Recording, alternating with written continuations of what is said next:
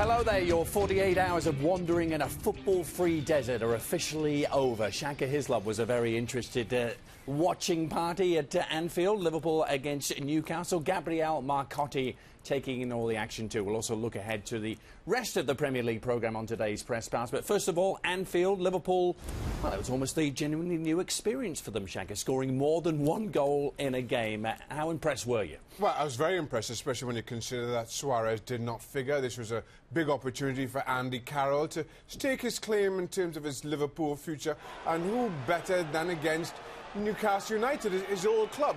But it was not a great start for Liverpool. This, in fact, was Newcastle's probably their first attack, and they find themselves behind, maybe a little bit unluckily. But from then on, I thought Liverpool were by far the better team. A little bit surprised that Andy Carroll didn't get on the end of a couple of the crosses that we saw in the first half. That was a little bit disappointing, but all in all, I felt Liverpool really stake their claim as one of the big clubs yet again. I think this was as convincing a performance as we've seen, even though it wasn't really that thrilling. Reacted well to adversity, I guess, Gab, you'd have to say, after going a goal down early on. Yeah, and I mean, I think it was also kind of ironic because, yeah, Liverpool hadn't scored very much in the previous games, but they created loads of chances. I thought in this game, certainly in the first half, I thought Liverpool actually didn't create very much at all. You know, I counted maybe one or two shots on goal. In the second half, though, there obviously was an improvement. There was a lift when Steven Gerrard came on. You know, you're still going to have question marks. It's going to take Carroll time to bet in. You still have the big question mark. What happens when Suarez comes back? Does Gerrard play deeper alongside Charlie Adam? Does he, go back to playing off the striker? Where does it all fit in? But I think the encouraging thing, if you're a Liverpool fan, is Stevie G is back, and he can give you a big lift. And also Carroll, once he was given time to bet in, I thought would prove very effective. Yeah, Shaka, how about that number 8? Bit useful, isn't he, Steven Gerrard? But honestly, the difference, it was glaring, wasn't it, the difference in quality and purpose when Gerrard came on. And it was a big difference to Andy Carroll as well. Right? His touch eluded him on occasion, but maybe you can expect that from a 22-year-old who still has played less than a full season in terms of Premier League games. But this is what I've been seeing and calling out for Andy Carroll. The service from wide areas, I just don't think Liverpool have provided.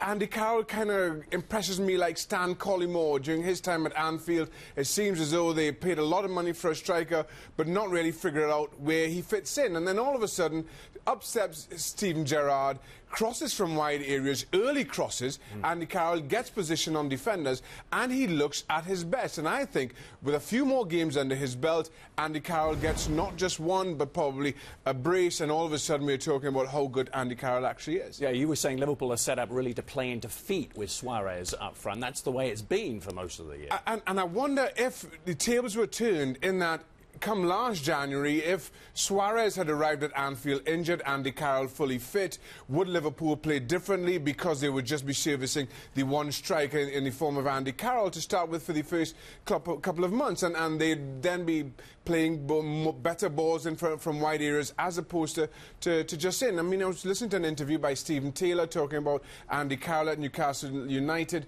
and he felt that at Newcastle everybody knew that the intention was to get the ball to Andy Carroll, be it from wide areas, be it into feet with his back to goal, whereas it's completely the opposite at Liverpool. They get those balls into Suarez, and Andy Carroll is expected to pick up the pieces almost. And you just wonder, had the tables been turned in terms of injuries, would Liverpool and would Andy Carroll be a better player? Gab, going back to Steven Gerrard, I wonder if this should be a source of comfort to Liverpool fans seeing what he did, or is it actually a little bit of a worry, suggesting that perhaps the rest of the midfield aren't nearly up to the same standard as Gerrard? Well, I mean, look, it's a pretty high standard you're setting with Steven Gerrard, and no, none of the rest of the midfielders are up to Gerrard's standards. Very few midfielders in the Premier League are up to the standard of Steven Gerrard when he's fit and when he's contributing. I find it fascinating. I mean, I view Gerrard as an attacking midfielder who can obviously play deeper, but I just wonder going forward how this is all going to fit together, because I take on board what Shaka said. Do you play for Suarez? Do you play for Carroll? realistically, I think Dalglish wants to figure out a way so that you can play for both Suarez and Carroll, so you can have them both on the pitch at the same time, and also with Gerrard as well, because these three guys are, in terms of an attacking force, they're Liverpool's three best options. It does seem as if you kind of had to sort of pick one or the other until now. Well, obviously, we'll see what happens if Suarez gets banned. But going forward, it is an exciting time. But a lot of things can go right, a lot of things can go wrong. And if you do have to pick one, Gab, and being the pragmatist, that's probably going to be Kenny's way, isn't it? Do you have to stick with Suarez on current form, even though obviously he's not going to be available in the short term? Put it this way: you're going to get more, I think, if you start with Suarez and you use Carroll as a weapon off the bench, than starting with Carroll and using Suarez as a weapon off the bench. I mean, I think that much is pretty much obvious. But long term, I think Kenny's got to find a way, and I think he will find a way to fit them both in.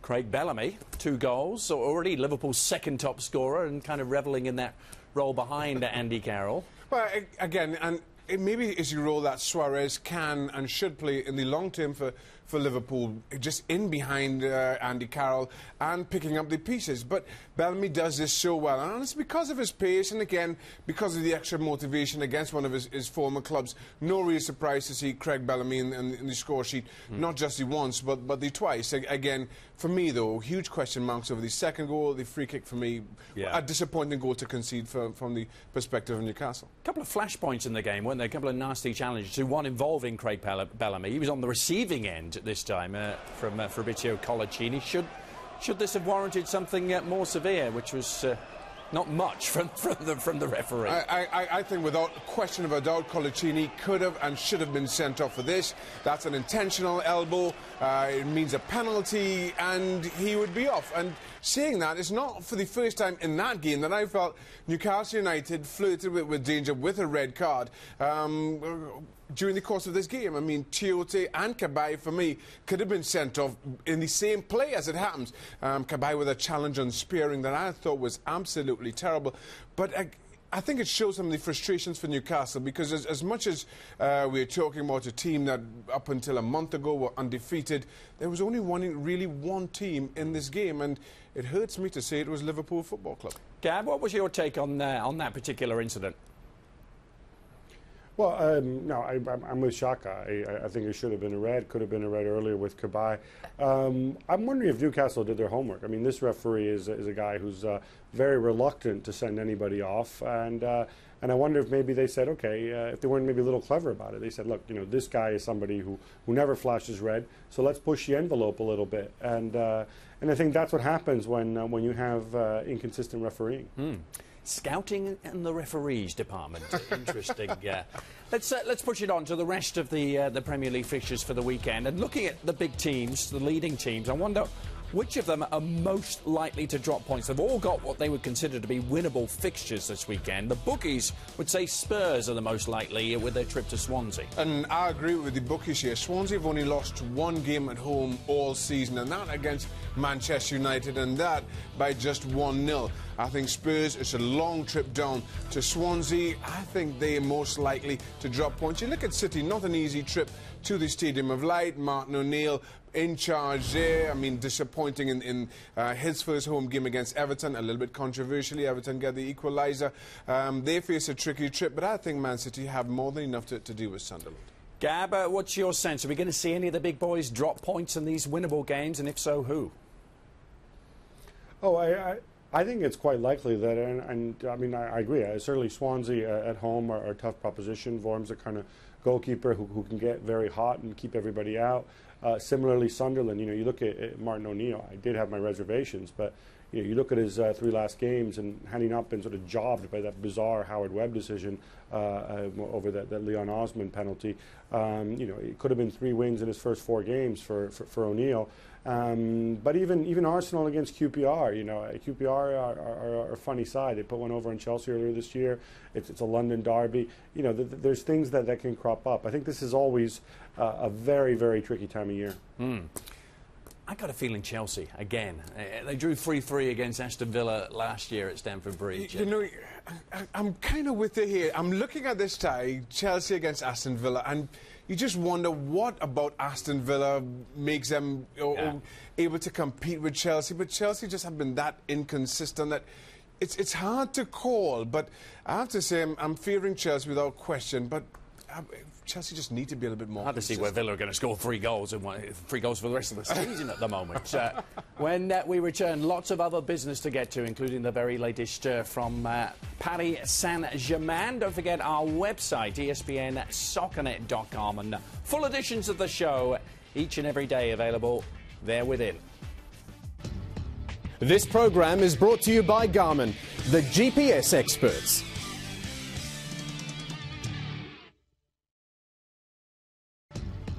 This program is brought to you by Garmin, the GPS experts. Welcome back. It seems as though only cities of high fashion fit the bill for Carlo Ancelotti. Milan, London and now Paris. Ancelotti officially unveiled as the new coach of Paris Saint-Germain earlier today, and Gabriele Marcotti with us. Scab, interestingly, one of the first things Ancelotti did was to name his assistant coach, Claude Makelele. Yeah, I mean, I think this is becoming a pattern when coaches go abroad. I mean, Jose Mourinho did it when he arrived at Chelsea with Steve Clark, later at Inter with Beppe Baresi, now Real Madrid with Aitor Karanka. Ancelotti himself, when he was at Chelsea, had Ray Wilkins. And I think it makes sense. You know, in Makelele, you're getting a local guy, a guy who's a legend, a guy who's very attached to the club, a guy who's also worked abroad, knows different cultures. And you've got somebody who's very much on side. And that's one of the interesting things about Ancelotti is he's not one of those managers who travels with like an enormous staff of people he brings with him. It's very much him and his fitness coach, Giovanni Mauri. And for the rest, he's happy to work with the incumbent staff at Paris Saint-Germain. And I know that was a big part of the negotiation as well. And Gab, the man who's brought him to Paris, Leonardo, also mentioned that the David Beckham deal is far from complete yet. Yeah, and I think my understanding this has more to do with the fact that, you know, signing David Beckham isn't like signing any old footballer. You're basically signing a brand, a corporation, if you will. The guy has so many sponsorships, so many sort of cross interests, that it really takes an army of lawyers a long time to sift through everything whenever you go and you join a new club. So my understanding is that is a big part of the delay. Ancelotti's worked with Beckham before. I think he's happy to have him on board. I think Beckham understands what his role would be at Paris Saint-Germain if he signs. I expect this to go through. Do you think there's any second thoughts going on with David Beckham sitting there on the beach in LA thinking, oh, this is pretty good? Rumour has it, and speculation, no more than tabloid speculation has it, that there is some uncertainty that the family are well settled in LA. Being a parent myself, I know that his oldest boy, Brooklyn, is probably at the age that he's ready just to settle down, as is his wife, Victoria.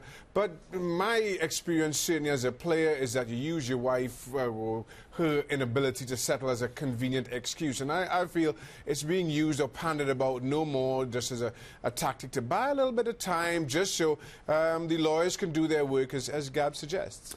Gab, staying with Italian footballers and managers, Roberto Mancini seems to be fluttering his eyelids in the direction of Daniele De Rossi. Lots of admiration there, but it claims that City are going to have to sell someone before they are in a position to buy. Is that really the case?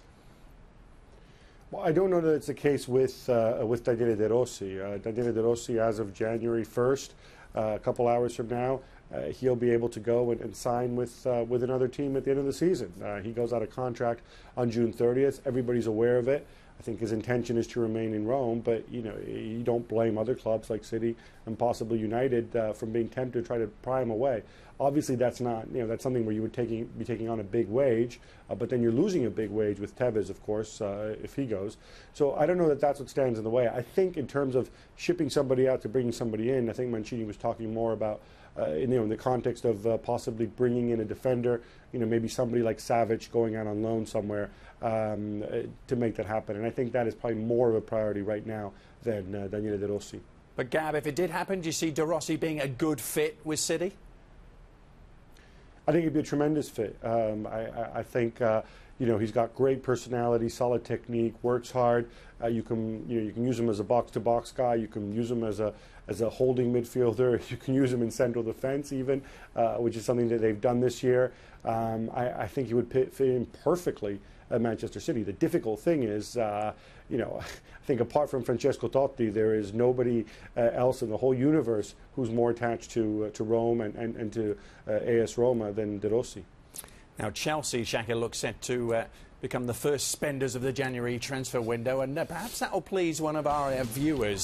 P1337, Abramovich can shell out £5 million on the Red Hot Chili Peppers for his New Year's Eve party. No safe centre-back to partner Terry. He's referring to Abramovich's party in St. Bart's, where I believe you have a little place too, just around the corner. Just around, yeah. My invitation is in the post, so that's what I was told by Abramovich's people. But again, for me, I believe that football clubs should be treated as businesses, and any investment in them every bit as such. Roman Abramovich has already put £800 million and counting into Chelsea Football Club. He has had some success on the field, quite a lot, yes, but I still feel that football clubs need to be run as a business. The books have to be balanced. Now, if Roman Abramovich decides to throw himself a party for whatever reason, I think he's entitled to. I mean, he's earned his money and he's entitled to spend it any which way he does, and not necessarily just on the plaything that will bring other people the most joy.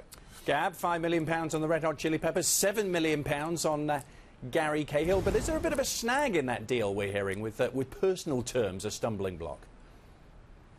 Yeah, well, according to what Villas-Boas said today, they have an agreement in principle with Bolton. My understanding is it is £7 million, but they haven't agreed terms yet with Cahill. And this is a funny one. I'm wondering, Cahill's people, if maybe they think he's worth a little more than he really is. I'm also a bit uneasy with this sort of £7 million for a guy that you can buy for free in the summer. Obviously, this went on forever back in August when Bolton wanted sort of 11, 12 million. Now they're happy with 7. They know full well that if they don't move him now in January, they're not going to get anything back from him. Well, someone who won't be costing anything is Thierry Henry. It seems as though the unthinkable is about to happen, Shaka, and this 2-month loan seems to be in place. One of our viewers asking if it's right for Henry to go back to Arsenal. Won't he spoil his outstanding record with a disappointing comeback? Well, I think Thierry Henry's record, certainly for Arsenal, stands by itself, and I don't think anything he can or does do over the next couple of months will really change that. He will long be remembered by the Arsenal fans for what he brought to that football club, and I think he comes back at a time, and there's some, again, people suggesting that it may be unsettling to Arsenal Football Club. How does Van Persie handle the personality of Thierry Henry? How do some of the young players who maybe didn't take to him and take to his arrogant ways when they were coming through the ranks? I think Henry has changed as a player over that time. He's not the ego that he was. I think Van Persie has inherited his role as a leader of Arsenal Football Club, and I don't see it being anywhere near as unsettling as many people think. I think a lot of the young players who have now graduated to being first-team starters will be able to learn a lot from Henry. Gab, I wonder if Henry can come in and have a similar sort of effect to the one that Henrik Larsson perhaps had with Manchester United a few seasons ago. Possibly. I mean, in fact, I think you might even be expecting a bit more, bearing in mind that Henry is younger than Larsson was back in the day. I agree with Shaka. This is a different Henry. This is an Henry that, he doesn't need to be top banana anymore. It was a huge experience. I spent some time with him in the summer. He talked about, his time at Barcelona, playing with players who, objectively, at that moment in time, were probably better than him. I think he's humbler, and he's there. He's there to teach and to lead by example. And if he can just give Van Persie a couple days off, I think that's going to be a positive. And maybe even, I don't know, get his boots to rub Theo Walcott's boots to improve his finishing a little bit. Well, he won't be getting that number 14 shirt back off Theo Walcott. Don't forget, our show is on weekdays in the United Kingdom at 11:30 p.m.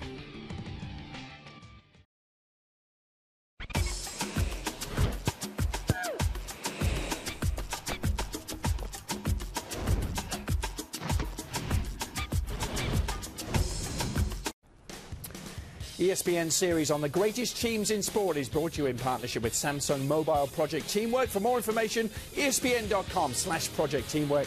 There you can find the article which ranks the top 5 greatest World Cup teams of all time. It's a new subject for us to touch on after discussing the greatest club and international teams.